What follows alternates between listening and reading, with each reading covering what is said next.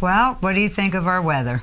I am loving it this year, actually, but as you can see with our dress, that we're getting some cold weather. Well, I was actually going to wear thermal underwear, but because nobody can see those underwear anyway. But I decided that might be a little bit over the top, okay, the thermal underwear. But for our viewers that don't live in our area, it is cold. It's been really cold, and it's actually kind of put us in the mood, festive mood, and holidays, ready Christmas. for the holidays. And we've had snow. Snow's always good. It's the ice that bothers me. I don't like to drive. And my sister flew in yesterday from Minot, North Dakota. Poor thing. She was trying to get away from that and came right into it. To beautiful Arizona. Although she did say it was spring weather for her. Right, so I exactly. guess it's spring weather for somebody. And her flight was delayed by a couple hours because they had to de-ice the plane. So those kind of things we don't think about, exactly, you know. Actually, I was happy I was just able to get out of town to get down there and pick her up. And you're getting ready. Now, I've got to watch Touching You because my son has made a whole drinking game out of every time I touch you, off the drink. So, you know, that's how much I touch you that people are making a game, a drinking game out of it. I feel touched. In more ways than one. In more than one so way. I am definitely going to concentrate on not touching you as often because I don't want people out there drinking too much, okay? Or getting the wrong impression. Or the wrong impression, Exactly. That's right. But I hear you're taking off for sunshiny San Diego. San Diego. I can't wait. I feel like I've been planning this trip for so long, and it's finally here. My son's graduating from Marine boot camp. I know, that's with honors, unbelievable. and he's going to be leading his whole platoon out in his dress blues. Don't tell me. And his platoon will be wearing their fatigues. I'm just so excited. And I if can't you wait. tell me any more, I'm going to start crying right here in front of everybody as much as I did through the X Factor the other night. But go ahead. Yeah, I'm proud of him, but it's amazing to see how he's transitioned from this little butterball boy in 7th grade to the point that he's this amazing Marine. or soon to be Marine. Mm-hmm. So he always signs his letters, "Love you, Mom, your future Marine." And I just see, that makes me cry. You just cannot talk like that, okay? It's beautiful. But you will be really tearing up big time when they come marching out. But you just talking about it makes me go to pieces. So in a way, I'm glad I'm not going to be there with you because I literally would have to probably be carried out on a stretcher. Oh, yeah. It's going to be an extremely emotional day. Very proud moment. And tell him I said congratulations. I will. But didn't you kind of start changing his personality? Yeah, it's an interesting story, and because of this story, I had started really watching how hair, because I'm a hairdresser, how hair psychologically affects how you are. And you know, there's a story in the Bible about Samson and Delilah, and Delilah cut Samson's hair off, and it made him weak. Right. So my sister at one point had really long hair, and she was really aggressive when she was a teenager. Excuse me. And she cut off all of her hair, and she became very calm. So my youngest son, and I had never put any of these things together as a hairdresser or the psychologist or psychology of it, but I had started. I've always heard clients say there's no such thing as a bad hair day, a good bad hair day, meaning there's no such thing as when you have good hair, you have a bad day. Right. And I said, wow, there's some truth to that. It says people feel so much better about themselves when their hair looks good and they're feeling good about their presentation and how they carry themselves. And when Zarek, my Marine, was about 7th grade, going through puberty. He was going through depression because his hormones were going out of whack. He's wearing this long hair, all black. And because I'm a hairdresser, I'm like, express yourself. I don't mind that you express yourself. I don't mind that you dress a certain way as long as it doesn't affect how you carry yourself as a person or allow people to be in your space. Right. And so I had cut the teacher's hair, and they looked at me like I had a third eye, just crazy that I was even considering this, because I kept telling him, if you get another bad grade, I'm cutting all your hair off, because I'm not going to have a son that goes to prison, and I want you to represent yourself correctly, because I think the way you're carrying yourself is affecting how your grades are. Mm-hmm. And so he got a D one more time, and I took him to the salon, and I gave him a military haircut. And he was so upset about that, and he's going to be so upset that I'm telling you this story. But all our viewers. Yeah, this story, exactly. Yeah. So he went back to school, and the teachers that I actually had told about it, I said, if he gets one more bad grade, I'm giving him a military haircut, and I'm going to start making him dress differently. He's not going to be wearing the blacks. He's not going to be doing this. Because he'd wear that hair down in his face, and he'd actually cover himself. He was hiding. He wasn't proud of who he was. And there's definitely some psychological, connections with it because of his hormones and transitions and junior high. And so the next day, the teacher called me. She said, after the haircut, she said, Onea. Oh, touched you. Go ahead. She said, Onea, I thought you were crazy when you told me about cutting his hair off. And I said, why? What happened? She said, he stood up taller. He interacted with the girls, and they were flirting with him. He was raising his hands in class. Mm-hmm. At that point, he moved on to trying out for sports. He started, and he was overweight at the time, trying out for sports. He got into wrestling. He found these amazing coaches here in this town, and I cannot speak more high, which... No, don't start tearing up. Oh, my gosh. She'll start, then I'll go. It'll be a flood. These amazing coaches took him under his wing, and we're going to have to stop the camera. No, we're not. We're not. And he just started blossoming, evolving into this amazing man that carried himself with pride and respect. And she's got to stop, or I'm ready to join her. Anyways, and now my son's graduating from the Marines. And you said you started actually noticing with some of your other clients. It started with your sister and then your son, but your clients in general. Yeah, so then I told my neighbors whose kids were in the same age and same attitudes, and they're like, I'm cutting his hair off too. Of course. So I would be driving down the street, and these kids would be riding their bikes, and they'd all have crew cuts. And I was like, oh my goodness, I bet they are so mad at me. But you've said that even as far as the ladies go, that they all seem to be lighter, happier, freer when they get shorter haircuts. And shorter haircuts or good good haircuts or getting their hair done.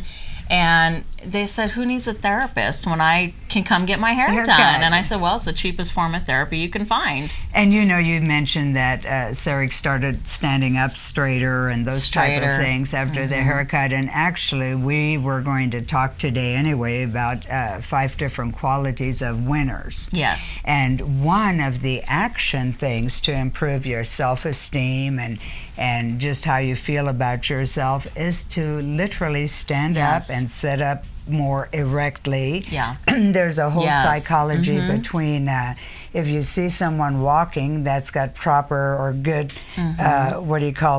posture, and if they're walking briskly with good posture, they actually kind of exude the feeling of self-confidence.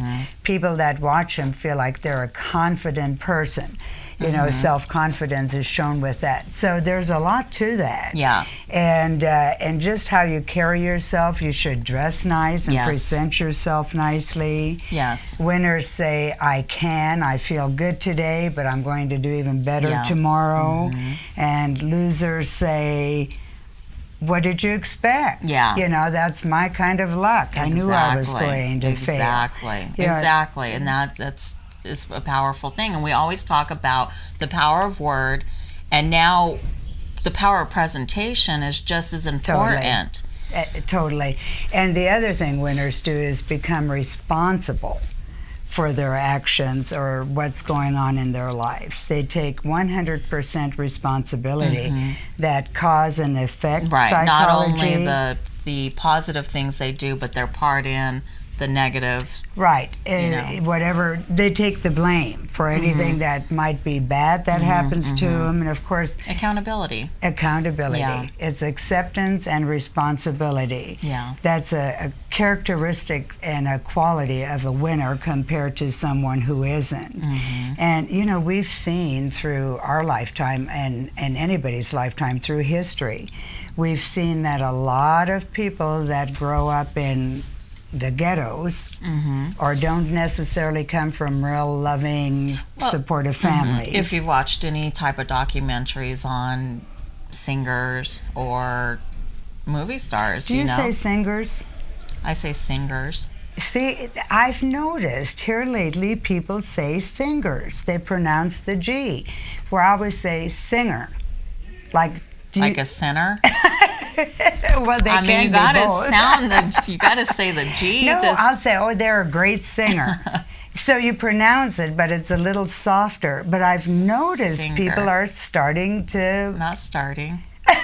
Always. Always have. That's a great singer. Okay, well, that's interesting. Tomato. Well, it's like herbs. I grew up where you didn't pronounce the H. Okay. It's an herb. And now people say herbs. Yeah, okay. I do. I agree with you on that one because I've heard people say that. I mean, that was crazy, but, I don't know if there's a correct way or if I'm needing to change it all. So back to... self-control. When we hear... But we're talking about, you're saying some great singers. Yes. Okay.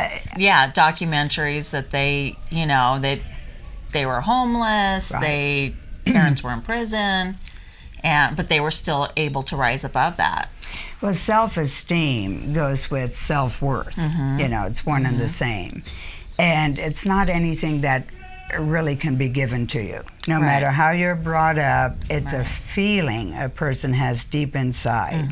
I've seen the opposite too, where kids that were raised in wonderful families and had a great upbringing, but they feel worthless inside, like they don't deserve any better.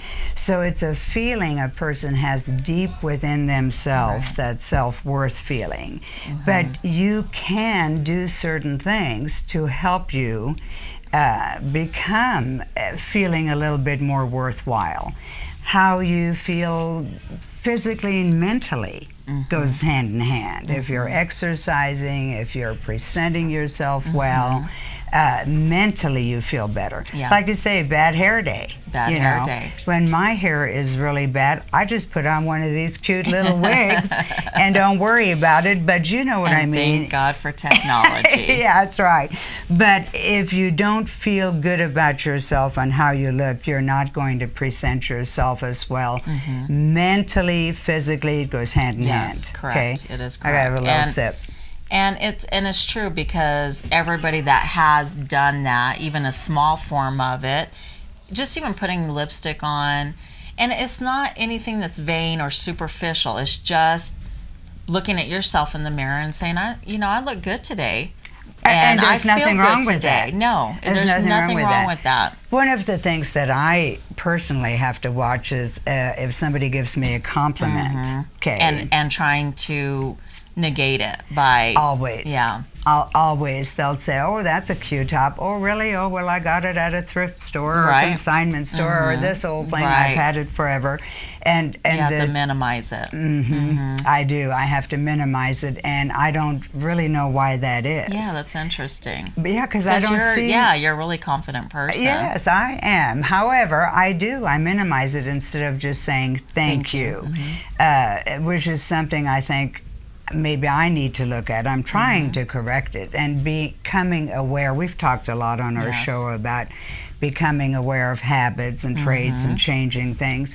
That's one for me that I need to work on. I know besides people judgment.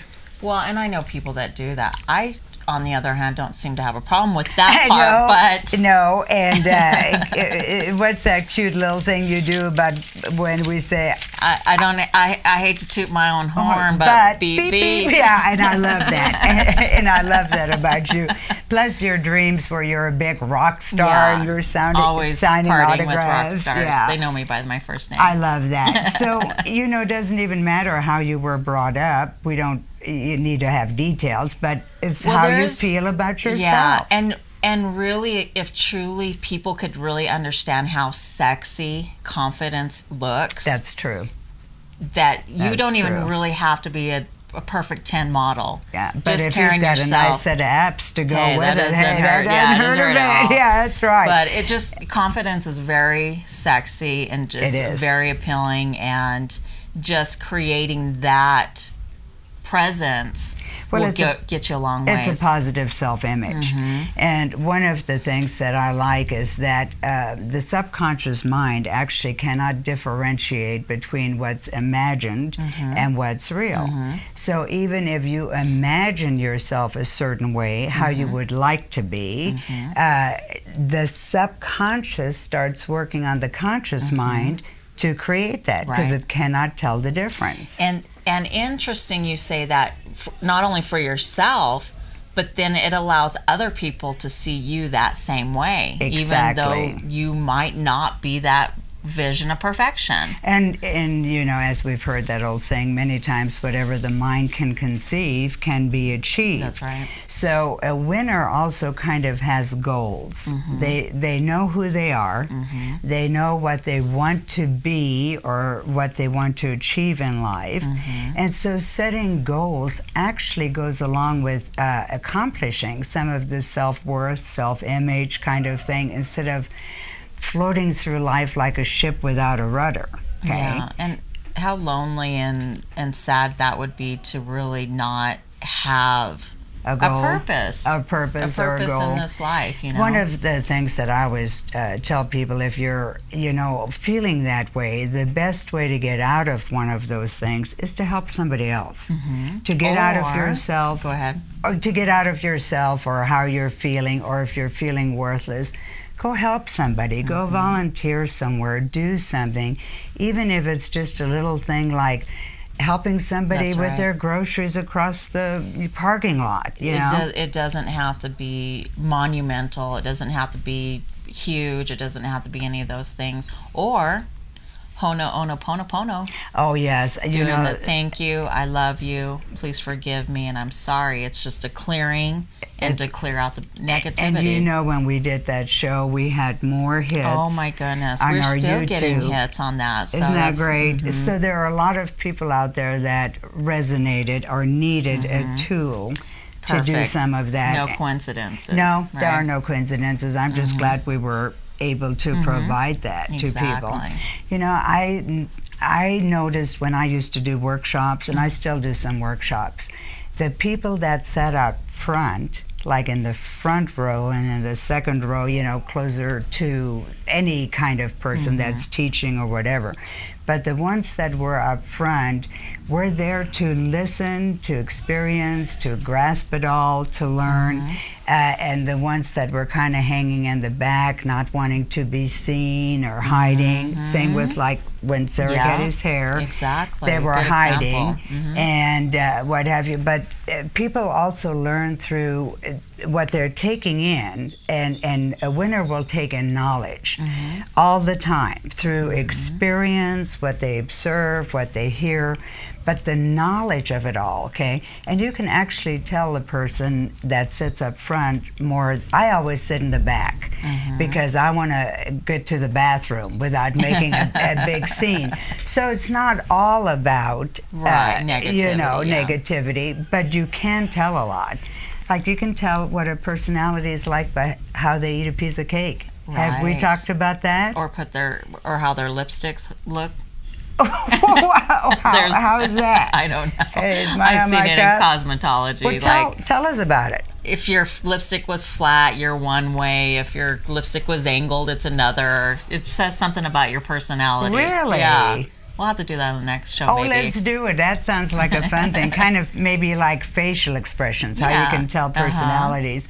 But there was a whole study done about how a person eats. In this particular instance, they used a piece of cake. Okay. But I'm sure it can be Anything, anything, okay?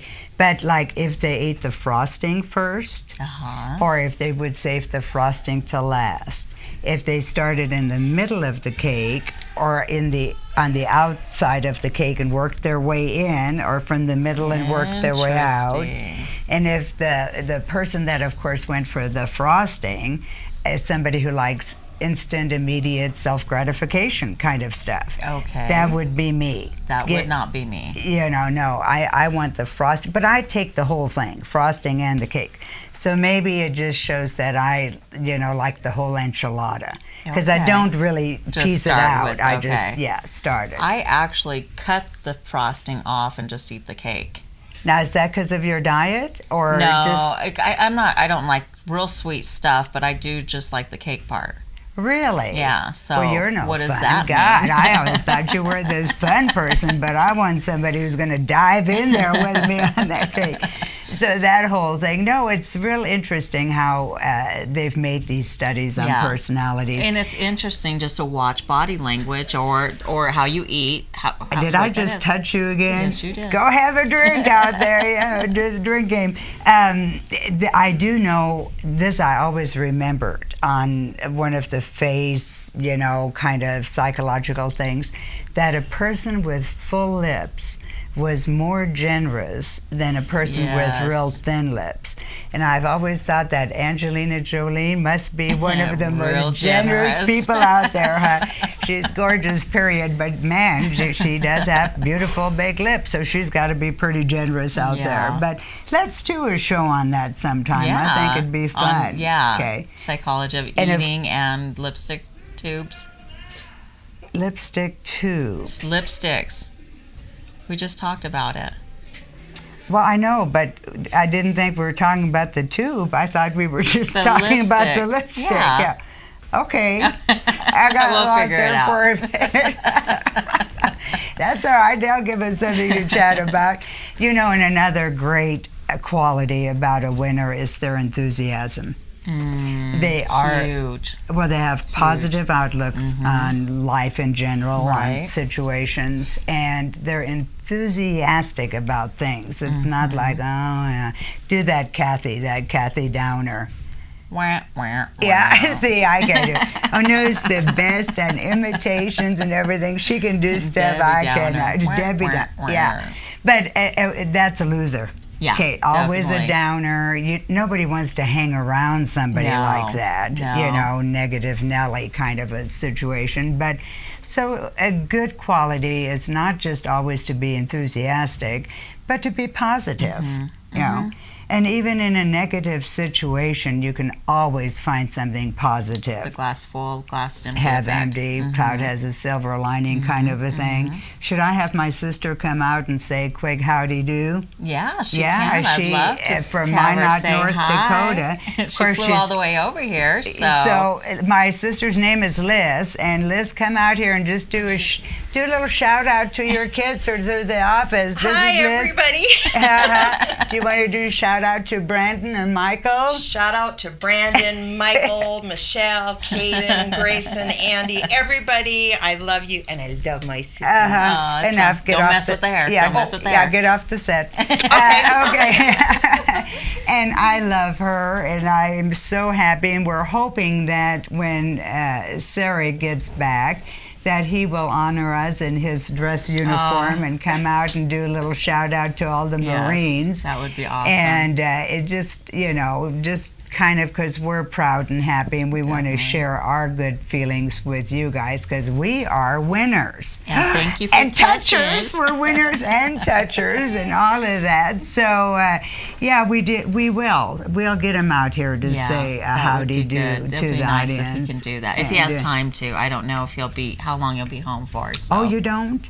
They don't tell you? Not officially, so. Does he know where he's going to be stationed yet? No. On a permanent assignment? No, not yet. So. Well, it'd be nice if it could be San Diego, Oh my wouldn't goodness! it? Or Hawaii. Or Hawaii. I'm putting it out yeah. there, Put it Hawaii, out for there. anybody's listening. And oh yeah, up there, anybody's listening, create that. But you know, when we say our thoughts do create, so and we've had many shows about that already. How thought is a creative form of energy. Exactly. And that is another thing we want to stress while we're talking about the qualities of a winner, is not just all this imaging, but how you can act your way into this. Exactly. You know, by Create your reality. good posture, create your reality, and how thought will become a living form, an entity. It goes out and creates and creates and creates. Just like the subconscious cannot tell an imagined thing from a real thing, a thought will become a creative energy. And if you tell yourself something enough, you will believe it. Isn't that the truth? You know, God. And unfortunately, it is negative things. That most in- people do. in most- the self-talk. most cases, yeah. yes. I think, I do feel like the majority of the people have a lot of negative self-talk, even if it's down to silly things like I have big ears or, you know, what have you. I have a mole that needs to be removed. Although I was happy when Sarah Jessica Parker did have that big mole removed. That always bugged me. Do you know what I'm talking about? Well, surely it bugged other people. I was so happy when she had that thing removed because she's such a pretty lady, but all I could ever see was that big old mole. But for anybody out there with big old moles, we love you just the way you are, big or small, and we all have our little flaws. But the point being, don't focus on silly things like that. There's so much. It's silly. Yeah, it is silly. Yeah. And I recognized it even when I was talking about her. But look at all her great qualities and acting things, and I really try to focus on everybody's positive attributes. Yeah. Most of the time. Every now and then we are human. Yeah, I fall down, but we do try better. Now, most of all, we're wanting to wish everybody a happy holiday. Yes, a happy and safe holiday time. Until our next show, that's what we're talking about.